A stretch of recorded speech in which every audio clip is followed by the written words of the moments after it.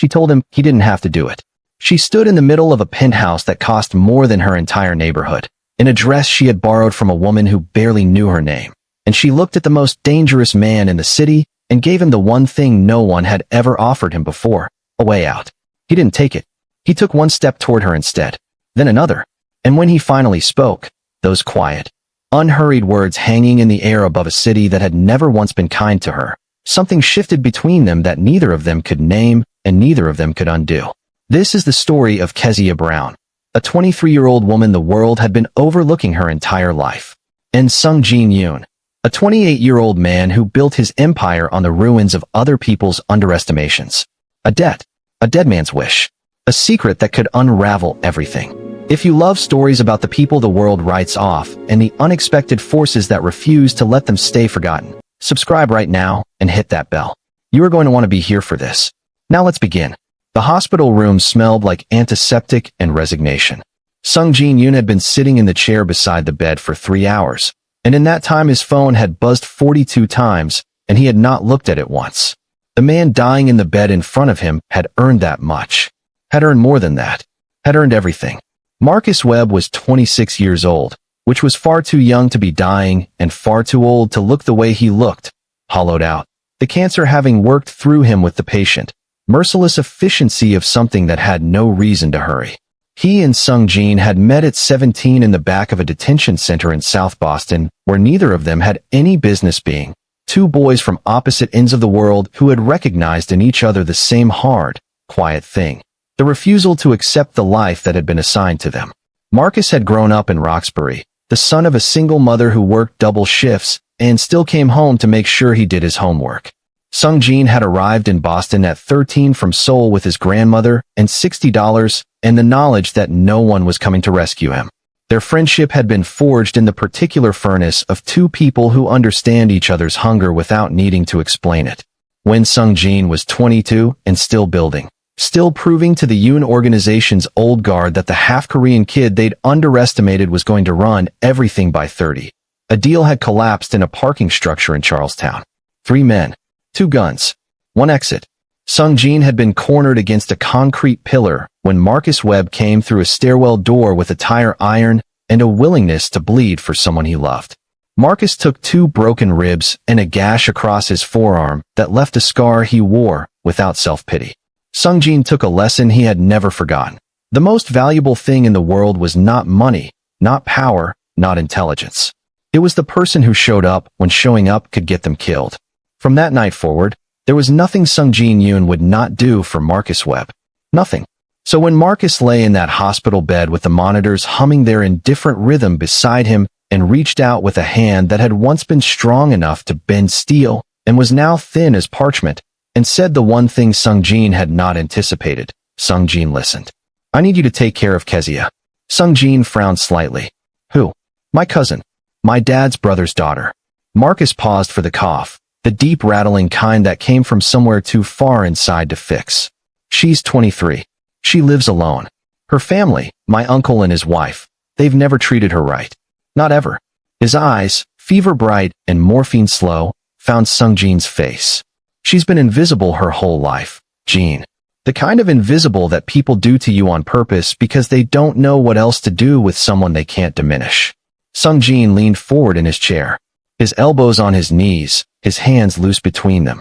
What do you need me to do? Marcus's fingers found his wrist. His grip had almost nothing left in it. But it held. Marry her. The words sat in the air between them like something dropped from a great height. Sung Jin said nothing. He had learned, in 28 years of navigating a world that rewarded stillness, that silence was not the same as absence. He was completely present. He was hearing every word. Not because you love her, Marcus continued, and his voice was dropping now, getting quieter the way things do when they're running out of fuel. I'm not asking you to love her. I'm asking you to protect her, to give her your name and your shield, and make sure the world stops treating her like she doesn't count. Sung Jin sat very still and thought about the empire he ran, the enemies who watched his movements, the violence that lived in the walls of the life he had built. He thought about bringing a civilian woman, a 23-year-old who worked the front desk of a hotel in Quincy, into the orbit of all of that. And then he looked at Marcus Webb's hand on his wrist, and he thought about a parking structure in Charlestown, and he said the only thing that was true. I'll take care of her. Promise me. I promise. Marcus closed his eyes. He died 11 hours later, just after 4 in the morning, with snow falling quietly outside the window and Sung Jin standing in the hallway staring at a text message Marcus had sent him 3 days prior. A name, an address, and a single line that read, "She won't ask for help. You'll have to offer it." He had no idea yet just how true that would turn out to be. The church in Dorchester smelled like old wood and candle wax and decades of accumulated grief. Sung Jin arrived early and stood in the back because he had learned a long time ago that the back of any room was the only honest position. Close enough to see everything, far enough to remain unread. He wore a dark suit, no tie, and he stood with his hands loose at his sides and his eyes moving through the room in the systematic, unhurried way of a man whose survival had always depended on knowing where everyone was. The church filled slowly. Marcus's mother sat in the front pew. A small woman with a face that looked like it had spent years being beautiful and was now simply enduring, dressed in black, a tissue pressed to her lips. Beside her sat a cluster of relatives arranged with the careful intentionality of people who wanted to be seen grieving in the right position. And then Sung Jin saw her. She was sitting at the end of the third pew, not with the family, not included in the tight cluster of blood relations who had assembled themselves in the front rows like a tableau of sorrow. She sat apart from all of it, alone in a black dress that was clean and pressed but not expensive, her natural hair pinned back softly, her hands folded in her lap, with the particular stillness of someone who has had a great deal of practice being still in rooms that weren't built for her. Kezia Brown was full-figured and brown-skinned, with wide dark eyes and the kind of face that softness lived in. Not fragile softness, not the kind that broke easily, but the deeper kind that absorbed things and kept going. She wore a thin gold chain around her neck. No other jewelry. She was not performing grief the way the relatives in the front row were. She was sitting inside it, quietly, the way you sit inside a storm that you know will pass because all storms pass, and you have learned to outlast them. Sung Jin watched her for the rest of the service. He watched the way her jaw tightened slightly when the priest mentioned God's plan, as if she had questions about that plan that she was too polite to raise in church. He watched the way she pressed her lips together each time Marcus's name was spoken, as if the name cost her something real. He watched the moment, precise, unmistakable, when Marcus's aunt leaned over and whispered something to the woman beside her, and both of them glanced back at Kezia with the particular look that certain people give to someone they have decided to find embarrassing. Kezia saw it. Something in her face shifted, not collapsed, not shattered, just quietly closed, the way a window shuts against rain. She turned back toward the altar and did not look at them again. After the service, Sung Jin waited. The congregation filed out in the slow, shuffling ritual of post-funeral gatherings, handshakes, murmured condolences, the careful theater of collective mourning. Sung Jin leaned against the brick wall outside and watched Kezia emerge last. She stood on the stone steps, blinking in the flat gray October light, holding a small black purse against her stomach with both hands. She was alone. Not one person stopped to speak to her. Not one person pulled her aside and said Marcus loved you. He talked about you constantly. You mattered to him. She stood there, alone in a crowd of people who shared her blood, for almost a full minute. Then she turned and walked toward the bus stop at the corner with the purposeful, self-contained stride of a woman who had been finding her own way home for a very long time. Sung Jin pushed off the wall. He caught up to her halfway down the block. She heard his footsteps and turned quickly, the automatic reflex of a woman alone, eyes wide and watchful, and calculating distance in the way women learn to calculate distance before anyone teaches them why. Kezia Brown? She looked at him with careful, measured assessment. Yes. My name is Sung Jin Yoon. I was a friend of Marcus's. The change in her face happened in layers, the caution releasing, the distance shrinking, something warm and raw surfacing in her eyes before she could manage it back down. He talked about you, she said quietly. A lot. He talked about you too. Something crossed her face, surprise, and the ghost of a smile that the day had not quite left room for. He shouldn't have, she said. There's not much to talk about. Sung Jin studied her and said nothing. In the pause that followed, a city bus rumbled past, and Kezia shifted her weight slightly toward the stop. Can I give you a ride home? he asked. She hesitated. He could see her measuring it. The risk of getting into a car with a stranger, the exhaustion of a day spent grieving in a room where no one had made space for her grief, and something else, something that looked like the practiced reluctance of a woman who had been taught, in 1,000 small ways, not to accept things offered to her, because the offering was never free. You don't have to do that, she said. Sungjin almost smiled. Marcus told me you'd say exactly that. Kezia looked at him for a long, searching moment. Then she nodded once and followed him to the black car at the curb. And she had absolutely no idea that she had just taken the first step into a life she could not yet imagine and a secret that was going to change everything she thought she knew. He called 3 days later. Kezia had been staring at her phone since the second day, which she acknowledged to herself with the private, clear-eyed honesty that had always been her most useful quality. She knew she was waiting for the call. She also knew that waiting for it was foolish, that Sung Jin-yoon was a man whose life existed in a universe several galaxies from her own, that whatever he had said at the funeral about Marcus talking about her was likely kindness dressed up as information. He called anyway. She let it ring 3 times before she answered, because she had to give herself at least that much dignity. Can we meet tonight? No preamble. No small talk. Just the question, precise and unhurried, like everything else about him. I can take the train, she said. I'll send a car. The restaurant was in Back Bay, ground floor of a converted brownstone that looked expensive in the particular way that tries not to announce itself, and therefore announces itself completely. Kezia arrived in the best blouse she owned, navy, pressed, and dark slacks, her hair down, a touch of lip gloss that she had debated and redebated in the bathroom mirror until she recognized what she was doing and made herself stop. Sungjin stood when she approached the table. She hadn't expected that. The simple, unhurried courtesy of it. A man who ran an empire standing up because she had walked into a room, landed somewhere in her chest in a way she didn't have immediate language for.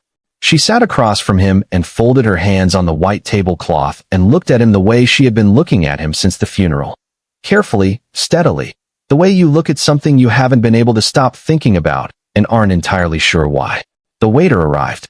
Sungjin ordered for both of them without asking, and she almost said something, and then she noticed that he had looked at the menu and ordered the things she had been looking at before she could calculate the prices, and she understood that he had removed that small, quiet indignity from her evening on purpose. She said nothing. You know what I do? He said, when the waiter left. Enough, she said. Marcus told me some things. Then you understand that my life is not a safe place to be adjacent to. I understand that. And you're not afraid of me. It wasn't a question. She answered it anyway. I didn't say that. Something shifted in his expression, not quite a smile, but the place where a smile might eventually live. Kezia. He leaned forward slightly, his dark eyes holding hers with the unhurried directness that she was beginning to understand was simply how he moved through the world, without performance, without indirection, taking up exactly the space he occupied and no more. Marcus asked me to marry you. The silence that followed was the loudest thing she had ever heard. She stared at him. Her hands unfolded and refolded on the tablecloth. He asked you to what? To marry you. To give you my name and my protection. To make sure that when he was gone, you had someone in your corner who the world could not ignore. Kezia's face moved through things rapidly. Shock, confusion, a hot flash of embarrassment, and underneath all of it, the particular grief of being loved by someone from beyond the point where they could receive your love back. Marcus had no right, she said. Her voice was steady but thin at the edges. He had no right to put that on you. He had every right. He saved my life. That doesn't mean, she stopped, pressed her fingers briefly to her forehead, took a breath, and then she looked at him with the kind of directness that came from a woman who had spent her whole life being overlooked and had therefore never learned to dress her truths up in comfortable packaging. Look at me, she said. Really look at me. I'm 23 years old, and I work a hotel front desk, and I live in a walk-up, and I am not. She stopped again. This is not a life you need to absorb into yours. Sungjin looked at her. He had not stopped looking at her. Are you finished? He asked quietly. She blinked. Here is what I am proposing, he said. 1 year. A legal marriage. At the end of it, if you want to walk away, you walk away, financially secure, with more options than you have right now. And with every person who has ever treated you like an afterthought, understanding what it means to have disrespected someone under my protection. In exchange, you carry my name for 12 months. Kezia stared at him across the candlelight for a long, waited moment. She wanted to say no. She had been prepared to say no. Before we find out what she said, if this story already has your heart, please hit that subscribe button right now and drop a comment below. Tell me, would you have said yes? I read every single comment, and I want to hear from you. Now back to Kezia. But what came out of her mouth was not no. What came out was a question, one quiet, careful question, and the answer Sungjin gave her was something she hadn't expected, something that cracked the careful wall she'd built around her own wanting. What she didn't know yet was that the wall had been protecting something, and that what was inside it, once Sungjin Yoon got close enough to see it, would change every calculation either of them had made. She said yes on a Tuesday. Not that night at the restaurant. That night she had asked him for a week to think, and he had agreed without pressure, without the particular male impatience she had learned to brace for, simply nodding and changing the subject to Marcus, to shared memories, to the time Marcus had talked his way out of a speeding ticket by reciting the officer's Miranda rights back to him incorrectly and with total confidence. They had laughed. It had felt startling and real, laughter in the middle of all of it. And she had gone home in the car he sent, and sat on her couch with her coat still on, and stared at her hands for a long time. She said yes on Tuesday because she was honest with herself, and honesty demanded she admit certain things. That her lease was up in 3 months and her landlord had already hinted at a 30% rent increase. That her aunt had called twice since the funeral, not to check on her, but to suggest, with the careful cruelty of someone who had been practicing it for decades, that now that Marcus was gone, Kezia had no reason to expect to be included in family things. That she was 23 years old, and had been managing alone for so long that she had stopped noticing the weight of it until right now, sitting on this couch, when someone had offered to share it, and the relief was so immediate and overwhelming it frightened her. She said yes, and then she called Sungjin, and he answered on the first ring, and all she said was okay, and he said I'll take care of everything, and she believed him. That was the strangest part. The wedding was small by necessity and design. A judge's office in downtown Boston, a Tuesday afternoon, rain striping the tall windows. Kezia wore a cream dress she had found at a consignment shop in Jamaica Plain. Knee-length, simple, something a woman might wear to a work event if the work event were also, incidentally, the most surreal day of her life. Her hair was down in loose twists. She wore small gold earrings that had belonged to her grandmother. Sungjin wore a dark suit. His hair was pushed back from his face. He was taller than she remembered, or maybe it was just the room, the smallness of it, that made the space between them feel more charged than it had at the restaurant. His assistant was there, a sharp-eyed Korean woman named Heroine who managed Sungjin's legitimate holdings and who looked at Kezia with an expression that was not unfriendly but was deeply, professionally evaluating. There were no guests. That had been Kezia's only requirement. She was not going to perform a wedding for an audience that didn't know what the wedding was, and she was not going to let the people in her life who had never treated her like she mattered witness something they would find a way to diminish. The judge was brief and businesslike. Sungjin's voice was quiet, and even when he said what was required, Kezia's was steady, which surprised her, because she had half expected to come apart somewhere in the middle of it. Afterward, standing on the courthouse steps with a ring on her left hand that probably cost more than her car, she turned to Sungjin and said, "So what happens now?" "You move in," he said. "Tonight, if possible. My staff will arrange movers. Tonight. I have enemies, Kezia." He said it plainly, without drama. The arrangement only protects you if it's believed. And it will only be believed if it's real. That means you live in my building, at my address, and when you are in public with me, the world sees exactly what I needed to see. She absorbed this. And what do you need it to see? A woman I chose. A pause. Not a woman I was obligated to. Something about the distinction landed differently than it should have. She filed that away in the place where she put things she wasn't ready to examine yet. She moved in that evening. The penthouse occupied the top 2 floors of a building in the seaport that looked like it had been designed by someone who had decided glass and restraint were the only honest architectural principles. Her room, not their room, Sungjin had been precise about this, was large and bright with a view of the harbor that made her stand at the window for a full 5 minutes, just breathing. She had brought 3 boxes. She had a crew that moved everything she owned from her Quincy walk-up in 2 hours. The small plant from her windowsill arrived last. Sungjin's housekeeper, a quiet woman named Mrs. Lim, placed it on the windowsill of Kezia's room without being asked. That small thing, The plant on the sill made Kezia's eyes sting in a way the entire day had not managed to. She stood in the kitchen that night, too wired to sleep, making tea in a room that still didn't feel like hers, when she heard footsteps and turned to find Sung Jin in the doorway in a gray shirt and dark pants, his hair slightly out of its careful order, looking like a man who had not slept in longer than he was going to admit. Tea, she offered. He looked at her for a moment, as if the ordinary question had surprised him. Yes, he said. They sat at the kitchen island with their mugs and said almost nothing, and the almost nothing was comfortable in a way that Kezia had not felt with another person in a very long time, and that comfort frightened her more than anything else in the building. Because she was starting to understand that the most dangerous thing in this arrangement was not Sung Jin's enemies. It was the way he made her feel like she was allowed to take up space. She met his world gradually, the way you're lowered into cold water, enough time to adjust before the next depth arrives. The first week was quiet.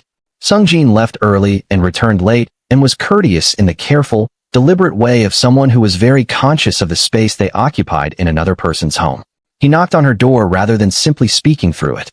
He made sure Mrs. Lim stocked the kitchen with the kind of groceries she had mentioned liking, once, in passing, during the courthouse drive. He did not crowd her. He did not make the mistake of treating her as if her presence in his home required his management. In the evenings, sometimes, they ended up in the kitchen. Kezia had always cooked when she was processing things, and there was a great deal to process. She made the food her grandmother had taught her: oxtail, rice and peas, braised greens, filling the kitchen with smells that had nothing to do with the penthouse's sleek minimalism and everything to do with the woman who had raised her.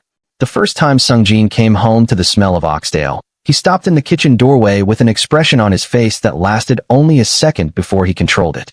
But she caught it. It was the expression of someone who has been reminded, unexpectedly, of something warm. "You cooked," he said. "I cook when I'm nervous."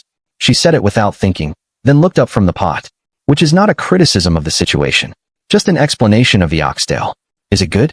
"It's extraordinary," she said, without vanity. "My grandmother taught me." "Sit down." He sat down. He ate. He was quiet for most of it, and the quiet was not uncomfortable, and at the end he looked at her plate, and then at her, and said, "You eat like someone who's happy when they're eating." She had laughed.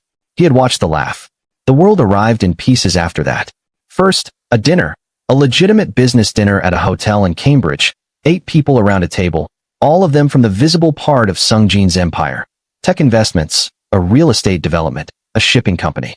Kezia sat beside him and wore a green dress Heroine had selected, and smiled when smiled at, and said exactly the right amount of nothing when the conversation moved into territory she didn't have context for. In the car afterward, Sung Jin turned to her. "You handled that well. I've been managing rooms that don't know what to do with me my whole life," she said. "I'm very good at it." His jaw tightened slightly. "You shouldn't have to be." "No," she agreed quietly. "But I am." The second piece was harder. A gathering at a private house in Newton. Not the legitimate side of Sung Jin's empire, the other side. The one with older men and careful eyes and the particular tension that filled rooms where power was held loosely and claimed absolutely. Sung Jin had told her beforehand, "Stay close to me, smile when you're looked at, and if anyone makes you uncomfortable, touch my arm, and I'll end the conversation." She had understood from his tone that this was not metaphorical protection. She stayed close. She was looked at a great deal, assessed with the frank, unhurried curiosity of men who were accustomed to evaluating everything that entered their orbit. An older man named Chun, silver-haired and smiling with eyes that did not smile, had taken her hand and held it slightly longer than courtesy required while asking about her background. She had answered evenly and pulled her hand back without making it a moment. In the car home, Sung Jin said nothing for several minutes. Then, "You held your own." "Was I supposed to?" "Not everyone does." He looked out the window. Chun was testing. "I know," she said. "Men like that are always testing. The test is whether you flinch." She paused. "I've been not flinching at people like that my whole life, Sung Jin. The people who look at me and decide in the first second that I'm not worth their respect. I know exactly what that test looks like." He turned to look at her then, and the look on his face was the one she was starting to recognize. Not quite surprise, not quite admiration, something between the two that he always caught and controlled before it could become fully readable. She was getting better at catching it before he controlled it. What she didn't know was that Sung Jin Yoon was also getting better at catching things. And what he was beginning to catch, in the kitchen, in the car, in the careful space she maintained and the warmth that leaked through it anyway, was going to make the clean, contractual simplicity of 1 year and then goodbye significantly more complicated. That night, Kezia sat at the window of her room watching the harbor, and she thought about the thing she had not yet told him. The secret she had been carrying since before Marcus died, since before any of this began, tucked away in the private interior of a life she had been managing alone for so long, she had forgotten it was possible to share. She thought about telling him. She wasn't ready. But the window was narrowing. The secret had a name. His name was Isaiah, and he was 4 months old, and he was asleep in a crib in the back bedroom of Kezia's Aunt Lorraine's house in Mattapan, which was where she had left him the morning of the funeral because she had not known how to arrive at the church with a baby and explain him to a room full of people who were already looking for reasons to find her insufficient. Isaiah was hers. Completely, irrevocably, entirely hers. His father was a man she had loved at 22 with the particular intensity of someone who had not yet learned that love did not protect you from being left, and who had been gone since the 3rd month of pregnancy. Gone without malice, which was somehow worse than if he had been cruel about it. Simply gone in the way of someone who had wanted a different story and chose it. She had told no one except Marcus. Marcus had been the one person in her orbit who had responded to the news with something other than judgment. He had looked at her over the hospital cafeteria coffee she had brought him during one of his early treatments and said, without preamble, "What do you need? Not what happened, not what were you thinking, not what are you going to do, just, what do you need?" And she had loved him so completely in that moment that she had cried for the first time since taking the test. Marcus had helped her find the place Isaiah was staying. Not a stranger's care. Lorraine was blood, and Lorraine's judgment of Kezia was constant and wearying, but she loved the baby with a startling, uncomplicated ferocity that Kezia trusted, and Marcus had extracted a promise that she would tell the family once things were settled, once she had a plan, once she felt safe enough. Marcus had died before either of them figured out what safe enough meant. Now Kezia was living in a penthouse in the seaport with a man who had married her to fulfill a dead man's promise, and her 4-month-old son was in Mattapan, and she visited him every Tuesday and Thursday, and every weekend, taking the Silver Line to the Orange Line to the bus, 2 hours each direction, arriving with her arms already aching to hold him. Sungjin didn't know. She had not been actively hiding it. Or she had been telling herself she wasn't actively hiding it, which was a distinction that felt less convincing every day she didn't say the words. She had simply not known how to introduce this particular reality into an arrangement that was already asking a great deal of both of them. She told herself she was waiting for the right moment. The right moment kept not arriving. The morning it nearly broke open was a Thursday in November. Kezia had come home from Lorraine's later than she planned. Isaiah had been fussy, a new tooth coming through, and she had stayed an extra 2 hours because she couldn't leave him upset, couldn't hand him back to Lorraine's arms while his face was still scrunched and red and reaching for her.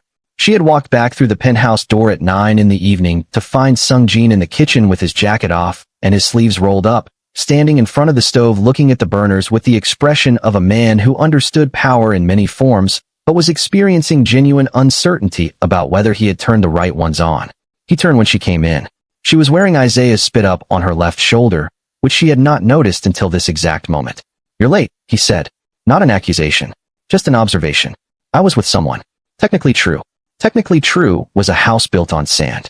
He looked at her shoulder. He looked at her face. He was very good at reading faces. "Are you all right?" he asked. "I'm fine." The two most dishonest words she owned, and she was tired of them, and she saw on his face that he recognized them, and the recognition made something inside her chest pull painfully taut. "Kezia, I'm making dinner," she said, and moved to the refrigerator and put her back to him, and spent the next 20 minutes making jerk chicken while Sungjin sat at the island and said nothing, which was somehow the most enormous pressure she had ever been under. She did not tell him that night, but she lay awake afterward looking at the harbor and understood, with the same clear-eyed honesty that had always been her most essential quality, that the window was not just narrowing. It was closing. And what would happen when it did? When Sungjin Yoon discovered that the woman he had married in a judge's office on a rainy Tuesday was not just herself, but also a mother, and that the son she was hiding was already part of the life she was asking him to protect. She didn't know. She was terrified. But the terror was not just about his reaction. It was about how much, in 4 weeks of kitchen silences and harbor views and the quiet, unhurried way he looked at her, she had already begun to hope. It was Isaiah who told him, not in words. Isaiah was 4 months old, and his vocabulary consisted primarily of indignant protest and sudden, gummy delight. But he told him in the way infants tell the world everything, completely, without concealment, in the unmissable physical language of a baby who had spotted his mother across a room, and had decided that the man beside her was temporary and she was permanent, and therefore he was going to reach for her now. It happened on a Saturday. Kezia had gone to Lorraine's in the morning, as she always did on weekends, and she had planned to be back by 3. But Isaiah had slept badly, and she had stayed through his afternoon nap, and then through his feeding, and by 4 o'clock, she had not yet left, and Lorraine, who had been watching Kezia carefully for weeks with the weighing, unsentimental attention of a woman who loved people by worrying about them, said, "When are you going to tell him?" "Soon," Kezia said. "You said that last week." "I'm working up to it." "Kezia." Lorraine's voice was dry and direct.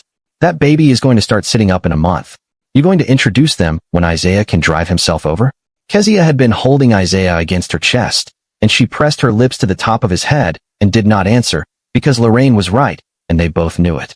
She was still sitting there, Isaiah asleep in her arms, when the knock came at the door.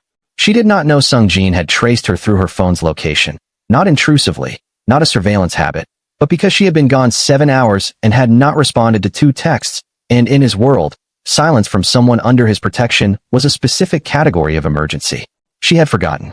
She had been so deep inside the ordinary world of her son's warmth and his smell, and the particular peace of holding him, that she had forgotten she was living inside a different life than the one she'd had 3 weeks ago. Lorraine opened the door. Sung Jin-yoon stood on the steps of a Matapan triple-decker in a dark coat, and whatever he had expected to find when the door opened, whatever hypothesis he had been running about the location and the silence, he had not expected this. He looked at the woman on Lorraine's sofa. He looked at the infant in her arms. He looked back at Kezia. She looked at him with eyes that had gone very wide and very still, and she held Isaiah a little tighter, and she said nothing, because there was nothing to say first that was not "I'm sorry," and she was not sure she was sorry for Isaiah, only for the silence, and those were 2 very different things. Sung Jin stepped inside. He stood in the middle of Lorraine's living room, which smelled like baby powder and sofrito, and the particular warmth of a home that had absorbed decades of living. And he looked at Kezia for a long, careful moment. "This is why you were late Thursday," he said. "Quiet. Even." "Yes." "And the Tuesdays." "And the weekends." "Yes." "How old?" "For months." Her voice was steady. She would give herself that.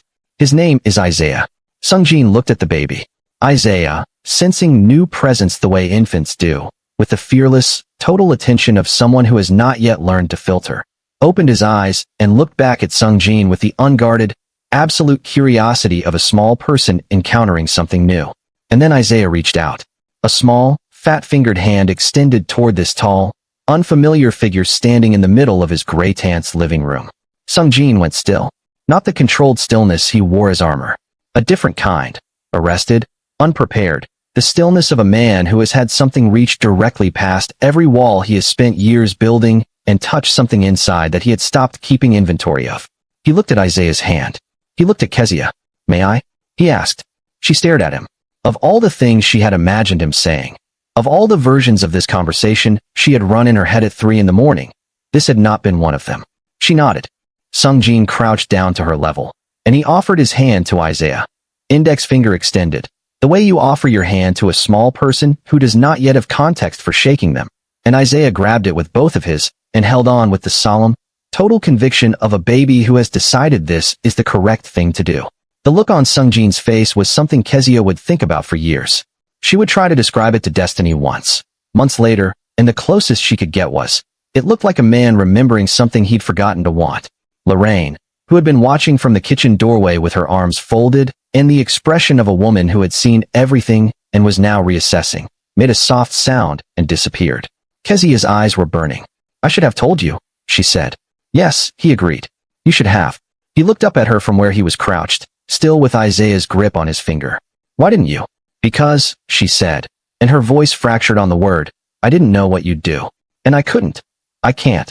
I can't have someone in his life who is going to leave. He's already lost." She stopped, pressed her fingers to her mouth. "I needed to know if you were going to stay, before I let him know you existed." The room was very quiet. Sung Jin looked at Isaiah. Isaiah was still holding his finger with both hands, examining it with intense, methodical focus. "I don't leave," Sung Jin said, low and even and full of something that had no performance in it whatsoever. "That's the one thing I have never done." Isaiah moved into the penthouse on a Wednesday. Not because Kezia asked, she hadn't. She had been mentally drafting the conversation about how they would manage the logistics, the 2-hour commute, the schedule, the ways in which she could continue to protect both her son and the arrangement she had made. She was very good at logistics. She had been managing complicated logistics alone for a long time. Sung-jin had simply spoken to Heroine on a Monday, and by Tuesday a room 3 doors down from Kezia's had been furnished. Not furnished in the way a man throws together temporary accommodation, a crib, a changing table, a soft rug in warm colors, blackout curtains, a rocking chair positioned at the window that faced the harbor. Mrs. Lim had acquired everything with the focused efficiency of a woman who had been given a task and taken it seriously. When Kezia walked in and saw it, she stood in the doorway for a long time. Sung-jin appeared behind her. "Is it wrong?" he asked. Mrs. Lim chose the colors. She raised 3 children. "I trusted her judgment." "It's not wrong," Kezia said. Her voice was careful in the way it got when she was managing something large. "Sung-jin, you didn't have to." "I know I didn't have to." He was looking at the room, not at her. "I wanted to." The distinction had been landing differently for weeks now. Every time he said it, she felt something loosen a little further in the carefully maintained architecture of her self-protection. Isaiah took to the penthouse with the cheerful adaptability of an infant who understood that warm arms were warm arms regardless of altitude. Mrs. Lim adored him immediately, comprehensively, with a devotion that expressed itself through a stream of Korean she never translated, but whose emotional content was unmistakable. Isaiah responded to Mrs. Lim with the same gummy, full-body delight he brought to everything he approved of. Sung-jin was careful with Isaiah in the beginning, present but not presumptuous, close but not crowding, offering rather than assuming. He would appear in the doorway of the nursery during morning feeds and lean against the frame and say nothing, just occupy the same space. He would come home to find Kezia on the living room floor with Isaiah on a play mat and sit on the couch and watch without making it a performance. He held Isaiah when offered and returned him without fuss when the baby's patience with novelty ran out. The first time Isaiah fell asleep on Sung-jin's chest, Sung-jin was sitting in the kitchen reviewing documents at 11 at night, and Isaiah had been awake and fussy for 2 hours and Kezia had brought him out as a last resort, and she'd sat beside Sung-jin and held the baby between them, and at some point the baby had found the warmth and the heartbeat and simply stopped fighting it. Sung-jin had looked down at the weight of the sleeping infant on his chest with an expression that he did not try to control, and Kezia had watched him not control it, and felt the last coherent argument she had been making to herself about what this was and what it wasn't dissolve completely. She had fallen in love with him somewhere in the space of weeks and ordinary evenings. She was clear-eyed enough to know it and frightened enough to do nothing about it, and honest enough to stop pretending otherwise. She loved him in the specific, inconvenient, bone-deep way that happened when someone saw you. Not the you that you performed for safety, but the actual you, the one with second-hand shoes and a secret baby and a laugh too loud for certain rooms, and did not look away. What she did not know, because he had spent 28 years becoming very good at not broadcasting what he wanted, was that the feeling was not traveling in only one direction. Destiny knew.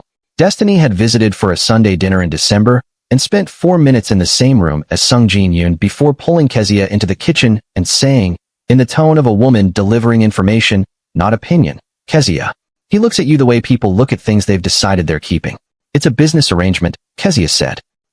Destiny had looked at Isaiah in his high chair, and then at the man who had pulled it up to the counter without being asked. "Sure it is." The year was supposed to end in February. The first week of December, Heroine placed a single document on the kitchen counter, a formal notification of the arrangement's terms, the exit clause, the financial settlement Sung-jin had committed to. Kezia found it on a Tuesday morning. She stood in the kitchen with the document in her hands and read it twice, and then set it down and looked at the harbor and understood that she was standing at the edge of a decision that no amount of clear-eyed honesty was going to make simple. The year was ending. She could walk away financially secure, with more options than she'd ever had, with Isaiah protected and provided for, with the dignity of a clean exit from an arrangement that had been fair and kind and had asked nothing from her that she hadn't agreed to give. She could walk away. He had built her the door himself. Or she could stay. Not because of the money. Not because of the protection, or the room with the harbor view, or even the rocking chair someone had positioned at exactly the right angle to catch the morning light. But because of the man who had crouched on Lorraine's living room floor and offered his hand to her son and said "I don't leave" like it was the most obvious truth in the world. She needed to tell him. Before February. Before the arrangement closed around them like a door neither of them had opened from the right side. She needed to say it out loud. The night she chose, it was raining. Not the gentle December rain of holiday movies. The cold, driving, Atlantic off the harbor kind that hit the penthouse windows like intention, like the weather had also decided something needed to happen and was providing atmosphere accordingly. Isaiah was asleep. The apartment was quiet in the way it got after 9, Sungjin's version of quiet, which still contained the low hum of a city and a life and the specific electricity of two people sharing a space who had been not saying something for weeks. Kezia found him at the bar cart near the window, jacket unbuttoned, glass of something amber in his hand, looking at the city the way he sometimes did when he thought she wasn't there, with an unguarded, thinking stillness that was different from his public composure and more real than anything else she'd seen from him. He turned when he heard her. She stood in the middle of the room and pressed her palms flat against her thighs, the way she always did when she was about to say the frightening true thing, and she looked at him across the space between them and said, "I know the year ends in February." He set his glass down. The quiet click of crystal against marble. "I know what we agreed to." Her voice was steady. She was proud of it. "And I know that you built me a way out, and you meant it genuinely, and I could take it, and we would both be fine." A breath. "But I need you to know something before I decide anything. I need you to know because I have been telling the truth in this house from the beginning, even when I was late with it, and I am not going to stop now." Sungjin said nothing. He watched her the way he always watched her, completely, without performance, giving her every ounce of his attention in the particular way that had unraveled her from the beginning. "I love you," Kezia said. "Not the arrangement. Not the protection or the name or the rocking chair someone put at the right angle for the morning light, though I want you to know that I noticed that." Her eyes were warm and clear and entirely hers. "You. I love you. I love the way you knocked on my door instead of talking through it. I love the way you let Isaiah grab your finger and held still for it. I love that you stood up when I walked into the restaurant and that you ordered the things on the menu I was looking at before I could look at the prices." She paused. "I love that when I told you I had a secret son, you asked if you could hold him." The rain hit the windows. Sungjin had not moved. He was looking at her with an expression she had caught fragments of over weeks. The one he always controlled before it could be fully seen. The one she had been collecting pieces of in the private archive of her own hoping. And for the first time, he was not controlling it. He took one step toward her, then another. The unhurried, certain walk of a man who has already made up his mind. He stopped 2 feet away. "I was trying," he said, low and careful and fully honest, "to give you every reason to choose this. Without pressure. Without obligation. Without making you feel like the arrangement was leaning on you." His jaw was tight with the effort of the admission. "I have been watching you in this house for 3 months, Kezia.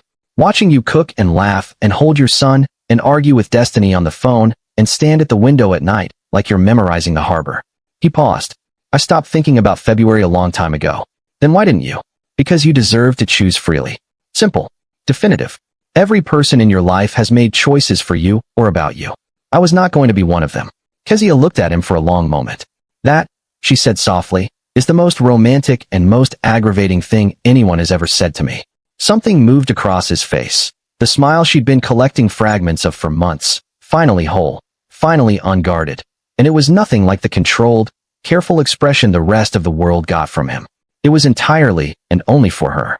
He raised his hand slowly and touched her jaw, the lightest thing, a question not a statement, and she turned her face toward it the way her plant turned toward the morning light. "Stay," he said. Not a demand. A door, opened from the right side. "Isaiah too," he added. "The 3 of us. For as long as you want that to be true." She had been releasing people from obligations her entire life. She had been making it easy for people to leave since she was old enough to understand that she was easier to leave than to stay for. "Yes," Kezia Brown said, and meant every syllable. 6 months later, on a Tuesday morning in June, Kezia sat in the rocking chair by the harbor window with Isaiah in her arms and watched the city wake up. Isaiah was 10 months old and had recently discovered the profound satisfaction of pulling everything within reach off every surface within reach, a development Sungjin was handling with the focused, slightly bewildered seriousness of a man who had navigated organized crime and found infant object permanence a more complex adversary. Destiny was coming for the weekend. Lorraine had been over last Sunday and spent 4 hours in the kitchen with Mrs. Lim in a cross-cultural, multilingual cooking negotiation that had produced something extraordinary and required 2 follow-up phone calls to confirm the recipe. It was not the life anyone would have predicted for Kezia Brown. Not the family who had seated her at the end of the pew. Not the man who had left. Not the version of herself who had stood at bus stops in funeral dresses and practiced releasing people from things they hadn't asked for. But Marcus had always known. She thought about that sometimes. About a man who had loved her from a hospital bed with tubes running out of him and had used his last full measure of trust on the one person he believed would not look at her and find a reason to look away. He was right about you, she had told Sungjin once, months ago, in the kitchen, over oxtail. He was right about you, too, Sungjin had said. Isaiah made a sound of profound contentment and grabbed her thumb with both hands. She pressed her lips to his head and looked at the harbor and felt, simply, completely, without qualification, that she was exactly where she was supposed to be. If this story found you at the right moment, if it reminded you that being overlooked is not the same as not matching, and that the right person won't need to be talked into staying, please subscribe to this channel, like this video, and share it with someone who needs to hear it today. Every single share puts this story in front of someone who might need it. Drop a comment and tell me the moment that got you. I read every one, and I'll see you in the next story.